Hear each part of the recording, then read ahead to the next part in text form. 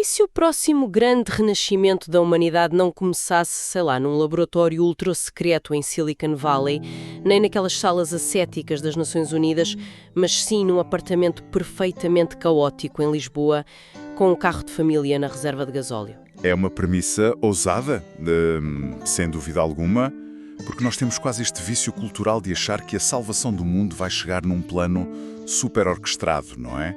Daqueles com senhores de fato e gravata ou bilionários da tecnologia. Exato, mas o nosso mergulho profundo de hoje subverte essa ideia por completo. Vamos explorar a fundo o livro A Oeste, Tudo de Novo.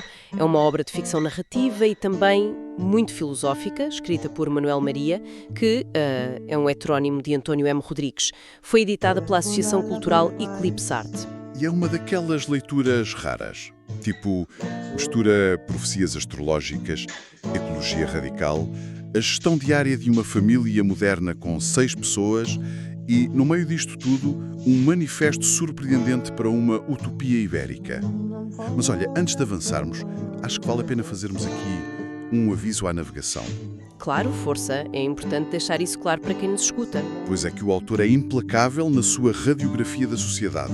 Ele não poupa nas críticas contundentes aos governos, ao sistema bancário e àquilo a que ele chama os engenheiros do betão que endividaram o país. Ele ataca muito de frente à engrenagem capitalista. Por isso, a nossa missão hoje não é vestir a camisola de nenhum dos lados, mas sim dissecar as ideias. Nem mais. O objetivo não é defender ou repudiar as visões políticas que estão ali expressas. É reportar com neutralidade para perceber a arquitetura desta utopia.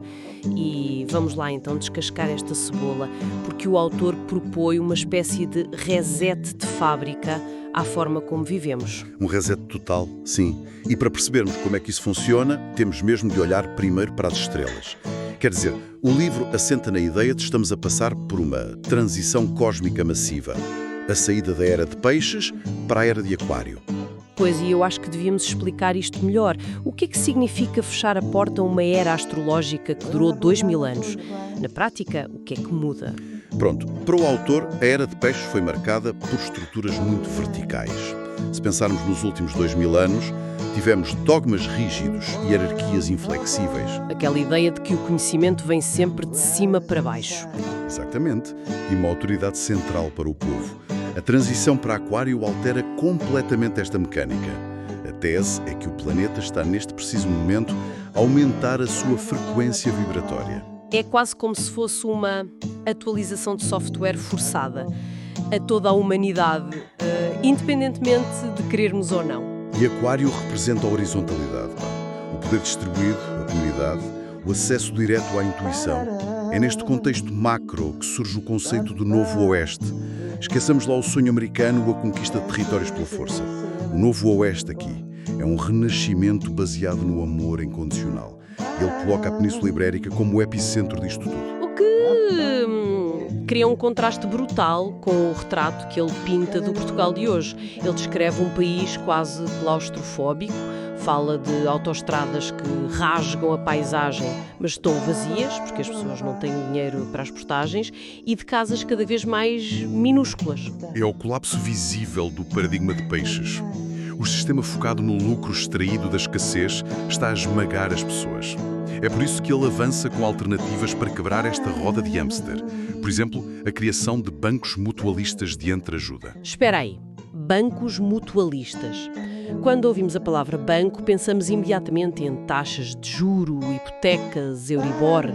Como é que um banco funciona numa utopia destas? A grande diferença está mesmo na moeda de troca. Num banco tradicional, a moeda é a dívida, certo? O motor é o lucro dos acionistas.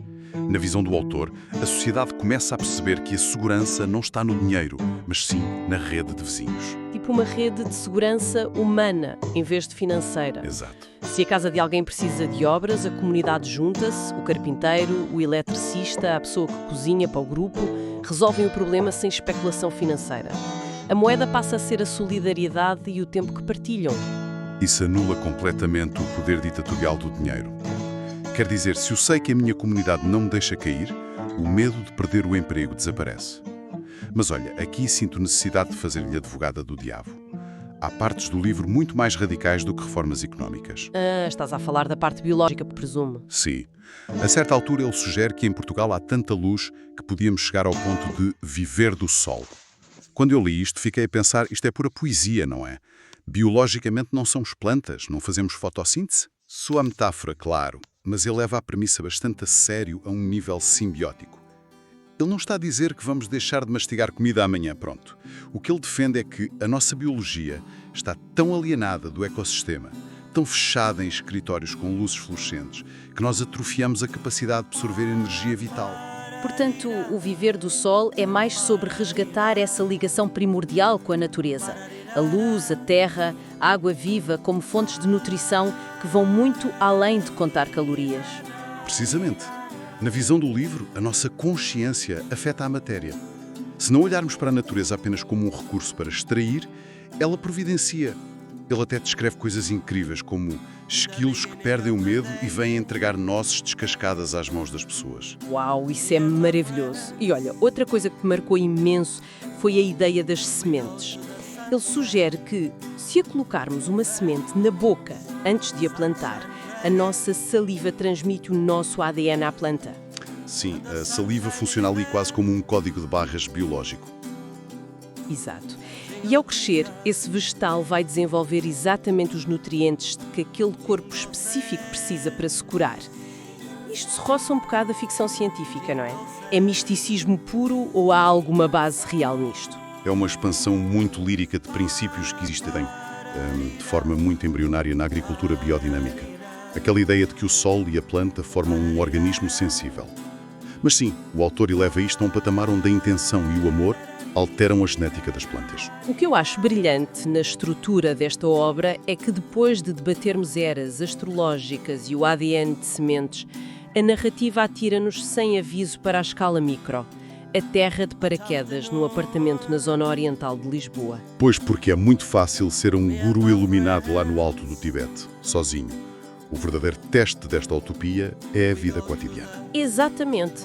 O teste acontece aos fins de semana, num apartamento com 6 pessoas, com logísticas, horários de escola e bagagem emocional. O núcleo familiar é o autor, a companheira Melissa e 4 filhos, Vasco, António, Carolina e Ana.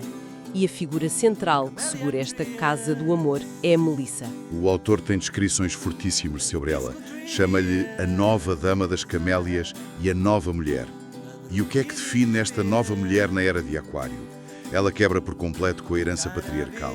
Representa a libertação daquele instinto de possuir, de vigiar, os ciúmes que normalmente associamos a provas de amor. Que alívio gigante. Pensemos no quão exaustivas são muitas relações hoje, baseadas no controlo, no partilhar passwords do telemóvel, no medo de sermos trocados. O livro propõe o oposto absoluto, um amor livre de amarras. É a aplicação prática daquela falta de medo que falávamos na economia. Se eu não tenho medo de perder a pessoa, não há prisão. Ele descreve a intimidade deles como um transe contínuo, uma fusão onde a energia feminina e masculina entram numa harmonia sem preconceitos. Mas a narrativa tem o cuidado de não tornar isto plastificado, sabes? Há um episódio hilariante que me prendeu muito à realidade. A Melissa, esta deusa que gera a casa toda, sai com o carro pesado da família e fica sem direção assistida no meio de Lisboa porque acabou o gasóleo. Sim, esse momento é excelente. Ela liga-lhe em pânico e ele faz a pergunta mais pragmática possível. Quanto combustível puseste? E ela responde, 5 euros. E num carro familiar, 5 euros evaporam em 2 quarteirões. E de repente o filósofo cósmico que estava a teorizar sobre a vibração do planeta tem de ir marchar a pé pelo Alcatrão quente de Lisboa com um garrafão na mão. Isto mostra que a iluminação espiritual esbarra-se sempre nas luzes de reserva do tabuleiro do carro. Mas repara na resposta dele a isso. A reação típica da velha era de peixes seria a frustração, não é? O como é que foste capaz de pôr só 5 euros? Isso destruiria a harmonia. Em vez disso, enquanto ele caminha até à bomba, reflete sobre o prazer profundo de servir quem ama. Não há um fardo, é amor ativo. E no regresso ele acaba por encontrar poesia naquilo. Ele vê umas flores silvestres a resistir no meio do fumo e do betão, colhe as flores e leva-as para casa. Elas duram mais de uma semana. Ele mostra que a utopia não é não ter problemas, é a forma como caminhamos durante os problemas. É lindo. Mas, por muitas flores que encontre no asfalto, o betão sufoca. Chega uma altura em que a família percebe que a cidade já não suporta esta nova forma de vida. Eles precisam de escapar fisicamente. E a narrativa muda-se para o centro de Portugal, para Dornes, perto da barragem do Castelo do Bode. E é aí que se materializa a terceira grande ideia do livro, a nova riqueza verde. Há no texto uma constatação dura de que a vida nas cidades é quase parasitária. A água é água morta em garrafões de plástico. Dornes surge como um templo sagrado de água viva. A água aqui é descrita quase como o sistema sanguíneo da Terra, a base das emoções. E depois há a Terra em si. O autor atira para a mesa um dado brutal, suportado por especialistas em permacultura: 90% do nosso mato é combustível. Eu não fazia ideia disto e altera completamente o nosso conceito de riqueza. Andamos a olhar para os campos como risco de incêndio, quando na verdade temos um supermercado natural ali à espera. O plano do livro é construir uma ecoaldeira para 70 famílias, totalmente camuflada na natureza. Isto levanta uma discussão fantástica sobre soberania e independência. Passamos a vida a debater a independência nacional, focados nos acordos de Bruxelas ou na dívida pública. O livro diz-nos que a verdadeira independência hoje passa por aquela água límpida do Castelo do Bode, que não depende de Espanha e pela nossa capacidade de forragear. É muito orgânico. Se não dependermos de cadeias de distribuição globais para comer uma maçã, deixamos de ser reféns do medo. Um grupo de 70 famílias que trata da própria água e cria os próprios alimentos desama completamente o sistema capitalista. Deixam de ser consumidores cativos, não é? Sem dúvida, e é aqui no momento em que a ecoaldeia começa a ganhar forma que a narrativa atinge o seu pico metafísico.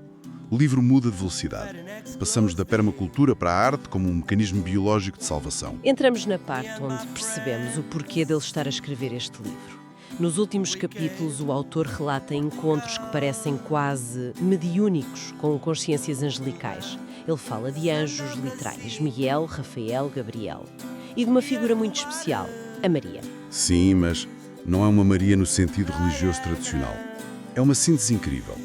Junta a Rainha Santa Isabel, aquela do Milagre das Rosas, a Maria Madalena e a própria Mãe Terra. E estas entidades vêm revelar-lhe algo muito poderoso. Dizem-lhe que ele nunca esteve sozinho neste percurso. E o mais radical é a mensagem de que a arte, a escrita deste exato romance, tem a tecnologia para alterar o ADN humano, que é uma revolução que acontece de dentro para fora, nas células de quem lê. Aqui a coisa fica profundamente intrigante. Como é que nós interpretamos isto? Serão anjos? Com asas literais? Ou será que o autor está a usar a metáfora mais perfeita possível para descrever o estado de flow criativo? Aquela sensação arrebatadora em que um artista sente que não é ele que está a criar, mas que a obra lhe está a ser ditada por algo superior. Exato, o transe criativo. Para o livro, a distinção entre a metáfora do flow e os anjos literais não interessa muito. A arte pura, a voz livre, é o ânimo essencial. E o verdadeiro sucesso de uma obra não são as vendas. É a capacidade de desfibrilar as pessoas. Fazer a audiência rir, chorar e rir de novo. Curar a nossa dormência diária. É resgatar o ser humano do cinzento. Uau! Que viagem incrível fizemos hoje. Começámos lá em cima, nas constelações, a ver a Terra a abraçar a era de Aquário. Passamos pelo laboratório da Casa do Amor em Lisboa, onde a utopia sobrevive à falta de gasóleo. Caminhamos pelos bosques comestíveis de Dornes, Onde descobrimos que a revolução se faz com sementes e autossustentabilidade.